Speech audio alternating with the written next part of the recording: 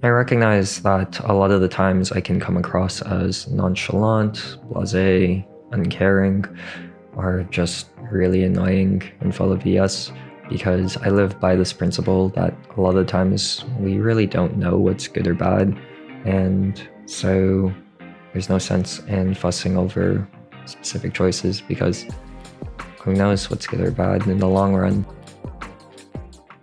I can best exemplify this with a recent experience that I've had in the last little while, and it has to do with the fact of flying. So for a little bit of background context, I am doing my clinical rotations in the US, but I was born and raised in Canada, and my friends are there. One of my friends recently got married, and so I was planning on going away for the weekend to celebrate this person's wedding and the reception. So while it is quite fortunate that I'm able to celebrate this special occasion with my friend, the unfortunate thing was that their wedding reception was scheduled for Sunday night. And as a result of that, there were no overnight flights leaving from Sunday night into Monday morning so that I could make my early morning hospital shifts. Unfortunately, I had to make some scheduling changes for the following Monday. And while the wedding was nice, it was a little bit unfortunate having to schedule things that way, and I guess this is just a consequence of less flights going out all the time now. Now, given the fact that I would have to miss my shift for the hospital that day on Monday, afterwards the wedding, I figured that it would be okay to take a little bit of a later flight going back to the US so that I could spend the day with my family. And I thought that, okay, while it is unfortunate I have to miss a day of work, I am fortunate to be able to spend a day with my family. And so that day was nice, and we chose to go with a later flight. However, when I got to the airport and was waiting in the gate, that flight was ultimately delayed continuously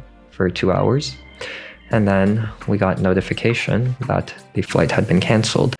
And it said that it was possibly due to the fact that the staff had worked too many hours. And since that there was a delay, going to continue to have this flight would mean that the staff would go over their allowed hours. And so since there were no more flights out for that night, it meant that I would have to miss another day of work and I would have to fly the next day. After all of this traveling to the airport, waiting there, and then now having to call my family to pick me up again.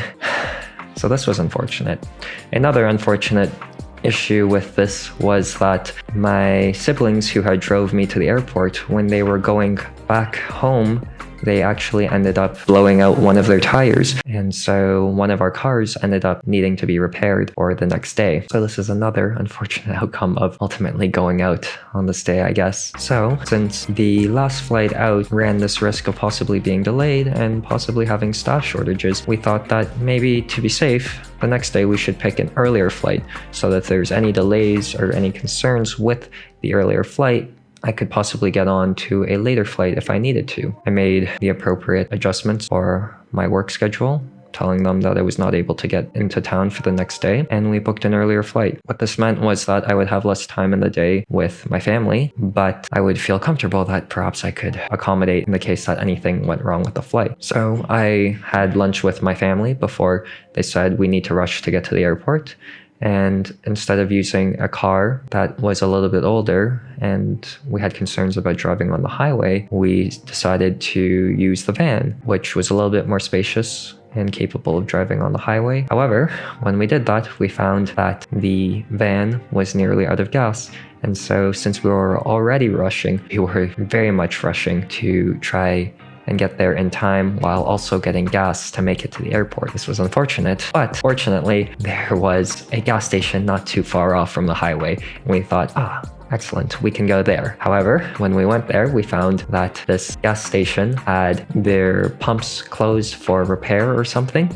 And so it was unfortunate we chose this gas station instead of driving to another one. And so we had to quickly rush over to another gas station, which fortunately was open before dashing off to get onto the highway. And through a very hectic drive to the airport, we ultimately made it in time for me to check in to my flight and for me to wait at the gate for the flight. Ultimately, this flight boarded, everything was going well, and I was ready to get back to the US and start work again the next day. However, what happened was that apparently there were storms in the US where we were planning to land. And so on our flight there, just outside of the storm, we circled around for perhaps an hour. And they said afterwards, circling, that since the airport was not going to take any flights in for at least another hour or 2 or 3, then we will be turning back to Canada and we will go back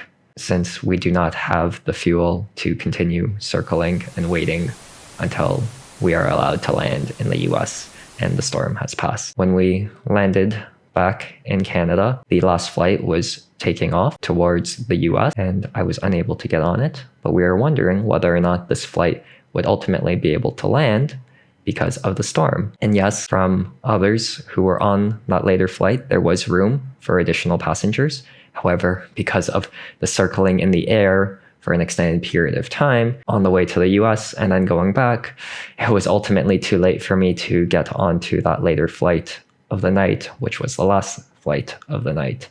And yes, every other flight that happened afterwards, this first flight managed to be able to land back into the US because they were able to wait out the storm, unlike us, where we did not have the fuel to do so. So in the end, while we thought it would be quite fortunate to pick an earlier flight, if anything went wrong, we could ultimately be rescheduled to a later one. In this case, that earlier flight did not pan out and led to me having to reschedule another day of work and ultimately have to take another flight the next day. So who knows what's good or bad, whether it's the later flight or the earlier flight. I would have to rebook another flight for the next day. The recommended flight from the airline was the same flight 24 hours later. I thought that perhaps this flight could be okay, but I wanted to check the weather given the fact that inclement weather had stopped me today from getting back to the US. When checking the weather, I saw that there was a storm in Canada from around the time the flight was supposed to take off to before and afterwards the flight. As a result of this, I saw if there was any other flights that I could take, and it did appear that another airline was offering a flight at 6 in the morning. I should mention that by the time I got out of the airport from this second flight that ultimately did not take me to the US, it was around 10 o'clock. And I was heading for dinner with my family to discuss the plans for the next day. So a 6 o'clock flight in the morning sounded like it would be very difficult to do just physically because I had been up all day and I would have to just wake up in a few hours in order to wake up, get to the airport and check in on time. However, given that I was afraid of missing a third day of work, because of this traveling situation, I thought that it would be the responsible thing to do and take the 6 a.m. flight. So I woke up at 3 in the morning and I made it to the airport in time. And I ultimately ended up on this flight. It took off and we all landed in the US. And it was nice. So this could be seen as a fortunate event. However, it turns out that flight at 4:30, which I was originally rescheduled for, also ended up landing in the US on time because that 70% of thunderstorm chance did not happen until later, and so the flight landed on time. So while it can be seen as fortunate that I was able to make it back to the US on the 6 a.m. flight, it can be seen as a little bit unfortunate that I wasn't able to spend more time with my family if I was already missing the day. And it was very physically taxing on both me and my family that helped drive me to the airport now for the third time. So I hope that this example shows you how sometimes we think we know what's good or bad and what will lead us closer to our goals, but a lot of times there are things that are outside of our control and factors that we don't think of and can't really consider until afterwards the fact. And while I could be very, very upset at all these things, I think that it's important to recognize that sometimes things happen and it can come across as very blasé or nonchalant when I say who knows what's good or bad and whatever happens happens sometimes, because there's no certainty in predicting the outcome of things. I think that it provides me a certain amount of comfort when facing the realities of our world. So, in summary, it's very hard to know what brings us closer or further from our goals sometimes, which in other words means it's hard to predict what is good or bad for us in the long term or the short term sometimes. Therefore, we must recognize that there are multiple options, multiple things that can lead to positive outcomes, and even things that we think might lead to a positive outcome might not lead to a positive outcome. And it is very hard to predict, or perhaps impossible to predict, which outcome will lead to what sometimes. So just keep an open mind with that. And the last point is, hopefully, try not to annoy your colleagues, your friends, when you say, who knows what's good or bad.